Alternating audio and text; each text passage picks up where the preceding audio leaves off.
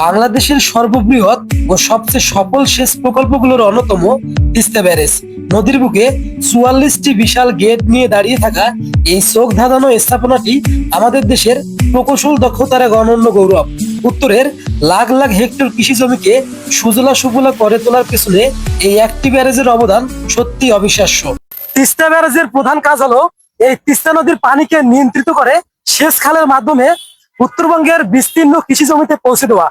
জাগো বাহে তিস্তা বাঁচাই এই স্লোগানকে সামনে রেখে প্রতি বছরেই উত্তরবঙ্গের মানুষেরা এই তিস্তা পাড়ে এসে জমায়েত হন তারা তাদের দাবি নিয়ে।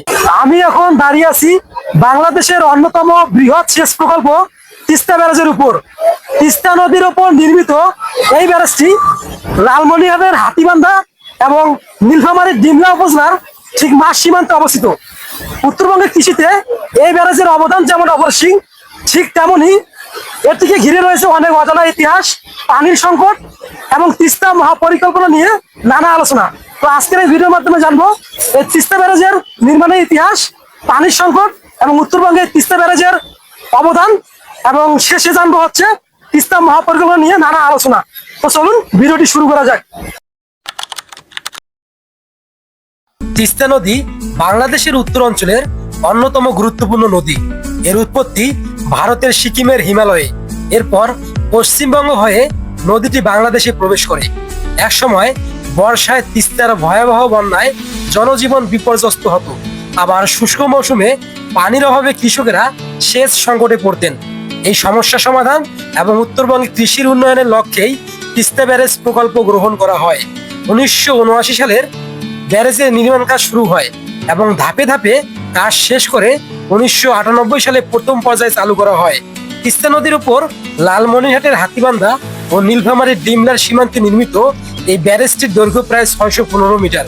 এতে রয়েছে ৪৪টি রেডিয়াল গেট এবং অনন্য নিয়ন্ত্রণ গেট সহ মোট ৫২টি গেট, যার মাধ্যমে নদীর পানির প্রবাহ নিয়ন্ত্রণ করে সেচ খালের পানি সরবরাহ করা। তিস্তা ব্যারেজের প্রধান কাজ হলো এই তিস্তা নদীর পানিকে নিয়ন্ত্রিত করে সেচ খালের মাধ্যমে উত্তরবঙ্গের বিস্তীর্ণ কৃষি জমিতে পৌঁছে দেওয়া। তিস্তা ব্যারেজের এই গেটগুলো প্রয়োজন অনুযায়ী খোলা এবং বন্ধ করা হয়। বর্ষা মৌসুমে এই পানিকে নিয়ন্ত্রণ করা হয় এবং শুষ্ক মৌসুমে এই পানিকে সরবরাহ করে তার সেচের জন্য সরবরাহ করা হয়। এই প্রকল্প চালু হওয়ার পর উত্তরবঙ্গের কৃষিতে আসে বড় পরিবর্তন। আগে যেখানে অনেক জমি বছরের বেশিরভাগ সময় অনাবাদি পড়ে থাকতো, সেখানে এখন ধান, ভুট্টা, গম, আলু, সরিষা এবং বিভিন্ন ধরনের সবজির চাষ হচ্ছে। এক সময় যেসব এলাকায় বছরে মাত্র একটি ফসল হতো, এখন সেখানে ২ থেকে ৩টি ফসল উৎপাদন করা সম্ভব হচ্ছে। ফলে কৃষকের আয় বেড়েছে, স্থানীয় অর্থনীতিও শক্তিশালী হয়েছে। তবে সময়ের সঙ্গে সঙ্গে তিস্তা ব্যারেজের সামনে নতুন চ্যালেঞ্জও তৈরি হয়েছে।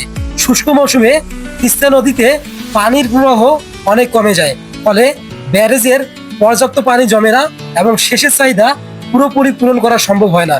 এতে উত্তরবঙ্গের অনেক কৃষকেই প্রতি বছর পানির সংকটে পড়েন। অন্যদিকে বর্ষাকালে উজান থেকে অতিরিক্ত পানি নেমে এলে ব্যারেজের গেট খুলে দিতে হয়।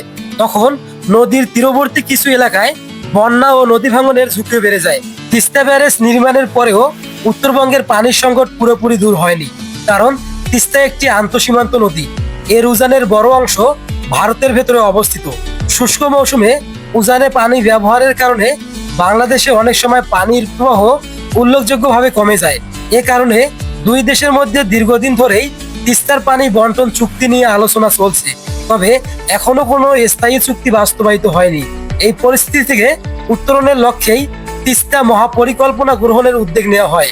এ পরিকল্পনার আওতায় নদী খনন, তীর সংরক্ষণ, আধুনিক সেচ ব্যবস্থা, বন্যা নিয়ন্ত্রণ, নদীর নাব্যতা বৃদ্ধি এবং নদী কেন্দ্রিক অর্থনৈতিক উন্নয়নের মতো বিভিন্ন কাজের প্রস্তাব রয়েছে।